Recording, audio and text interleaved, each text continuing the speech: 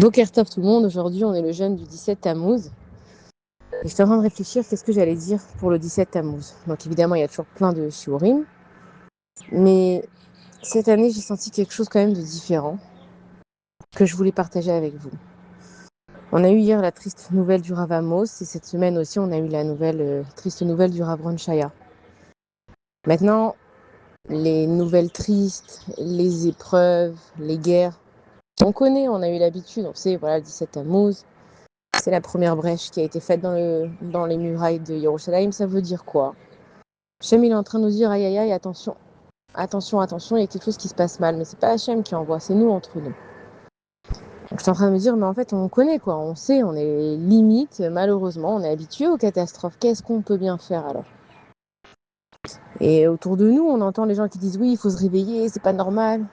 Ok, comment on se réveille, qu'est-ce qu'on fait? Mais je sais pas, cette année, je vois quelque chose de différent. J'étais en train de penser aux années précédentes et de voir la situation d'aujourd'hui. Aujourd'hui, il y a beaucoup de psychologie, énormément de coachs, énormément de gens qui s'occupent de l'intérieur d'une personne. Et je suis en train de me dire avec Akadosh Baruch Hu, mais quoi, Hachem, on va vivre la destruction toute notre vie. Toute notre vie, on va être dans ces chaînes-là qui s'arrêtent jamais, de poignardage, de maladies, de catastrophes, de guerres. Il n'y a jamais de fin. Et on sait, on attend le Mashiach. Quoi, Mashiach, ça va venir d'un coup comme ça, sans que personne n'ait eu le temps de rien faire. Et donc, j'étais en train de me dire que c'est vrai qu'il y a de la destruction, mais il y a beaucoup de moyens de guérison. Quand on nous dit de se réveiller, d'accord, Akadosh Baruch Hu, pourquoi il laisse ces événements-là arriver? C'est pour qu'on se réveille. Comment est-ce qu'on se réveille? C'est quand on se guérit. C'est quoi se guérir? Alors oui, on nous parle de la vatrinam, de s'aimer gratuitement, et on nous parle de la sinatrinam, de ceux qui se détestent gratuitement. Comment on se guérit? C'est quand vraiment on comprend le fondement de nos actions. Il y a de la haine, il y a de la colère. S'il y a des guerres à l'extérieur, c'est qu'il y a une guerre à l'intérieur. S'il y a des meurtres, c'est parce qu'à l'intérieur de nous, on a envie de tuer des personnes qui nous embêtent. Tout ce qui se passe à l'extérieur, ça nous a affectés aussi à l'intérieur. Mais il y a des moyens de se guérir. Alors plutôt que d'être focalisé sur la destruction, j'avais envie de parler de reconstruction. Et de nous dire que tous ces messages que Akadosh Baruch Hu nous envoie de là-haut, de personnes, de rabbanim, qui ont fait faire teshuva à plein de personnes, de rabbanim qui se font poignarder dans une yeshiva, c'est vrai que c'est un signal. D'abord, on sait qu'ils partent en kapara. Ils partent vraiment pour le Ham Israël parce qu'ils ont été dévoués pour le Ham Israël. Et je me dis, si Akadosh Baruch Hu il nous prend des gens tellement importants, tellement tzadikim de façon aussi brutale, c'est parce qu'il y a quelque chose qui se passe. Il y a une kapara qui est en train de se passer. Il y a un pardon qui est en train d'arriver. Et le 17 Tammuz, c'est pour nous dire, ça va arriver là. Là, il y a ma chair qui va arriver. Là, il y a quelque chose qui peut se passer dans nos cœurs à tout le monde pour se réveiller. Comment on se réveille? On se guérit. C'est qu'à la place de regarder tout le temps que le monde, il est fou, que les gens, ils sont dingos, que tout le monde, c'est des voleurs, des menteurs, que de regarder qu'il n'y a que des catastrophes. Et lui, il a divorcé, et lui, il a trompé, et elle est partie. Il n'y a que ça. Si on essayait vraiment de se regarder à l'intérieur et de commencer à se guérir soi-même, mais avec la Torah.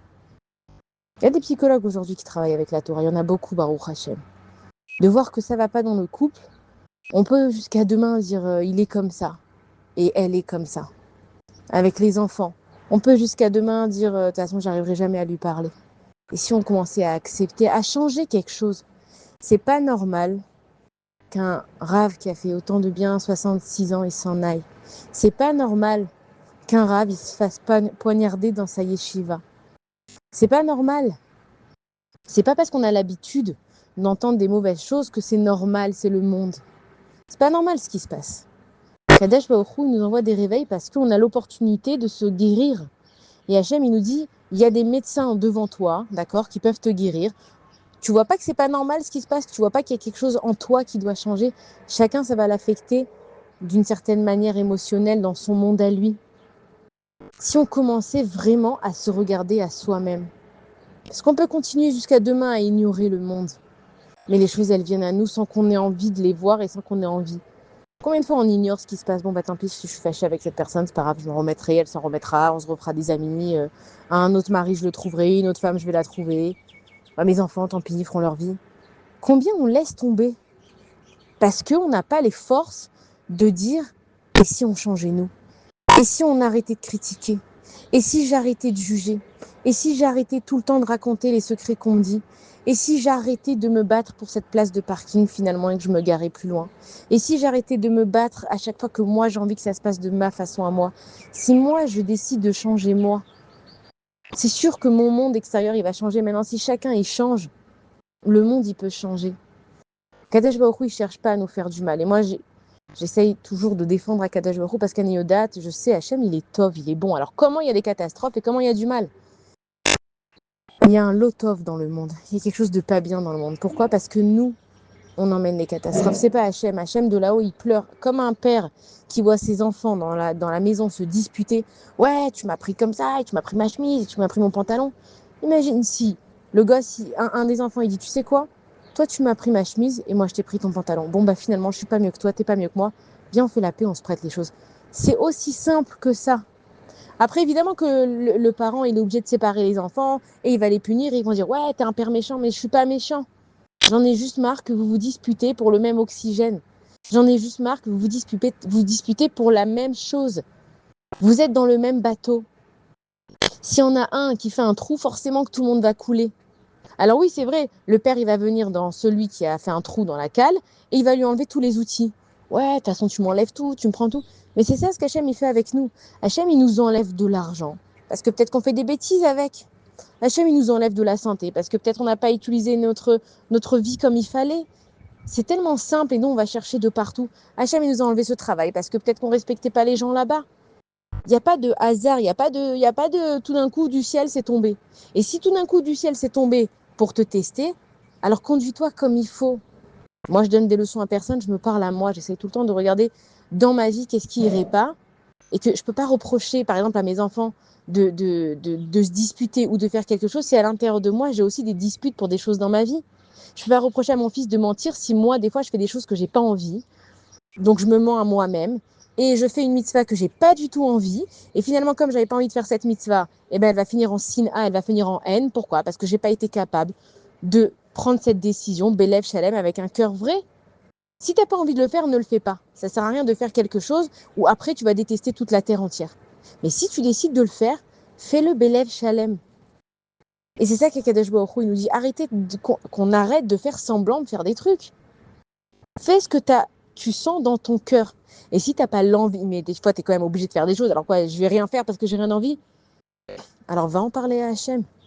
Hachem, s'il fait qu'il y a des choses pas normales, c'est pour que nous, on se dise, mais attends, mais il y a un problème là, il faut qu'on change. Comment on change? On se guérit. Se guérir, c'est aller parler de ses douleurs. Oui, j'en ai marre qu'on m'écoute jamais. Alors tu vas crier plus fort, ça va jamais aider, ça va créer de la haine. On t'écoute jamais, va voir quelqu'un qui va t'expliquer pourquoi tu ressens qu'on t'écoute jamais. J'en ai marre, on me voit jamais. Alors parce qu'on ne te voit jamais, donc tu vas aller sur des réseaux sociaux et tu vas faire des vidéos et tu vas prendre je sais même pas ce qu'il faut prendre pour avoir des millions de vues, mais est-ce qu'on t'a vu? Non, on a vu ta vidéo. Et après, tu es super triste. Pourquoi? Parce que tu pensais qu'on allait te voir, mais personne t'a vu. Tu sors dans la rue, tout le monde s'en fout de ta vidéo. Ils t'ont fait plein de likes parce que c'est comme ça le système d'aujourd'hui. Mais personne te voit. Donc, tu es malheureux au possible alors que tu as eu je sais pas combien de likes. Donc, va voir quelqu'un qui va t'expliquer pourquoi tu as besoin d'être vu. Et tout ça, il n'y a que à l'intérieur d'une personne qu'on peut le nettoyer. Donc, à Kadesh Baruch Hu, quand il nous dit, voilà, c'est le 17 Tammuz, attention mes enfants, faites attention, il y a le bateau qui a commencé à se fissurer. Ouais, bon, c'est pas grave. Non, c'est grave. Si le bateau, il y a de l'eau qui rentre, après on va se noyer. Et après, il y a le 9 Av qui arrive, Bezrat Hashem qu'on passe pas le 9 Av cette année. Et on se demande pourquoi on en est là avec des catastrophes pareilles. On peut plus fermer les yeux. On peut plus fermer les yeux et dire que c'est comme ça. Et c'est le monde. Et il y a une guerre qui va nous pendre au nez. Et quoi encore?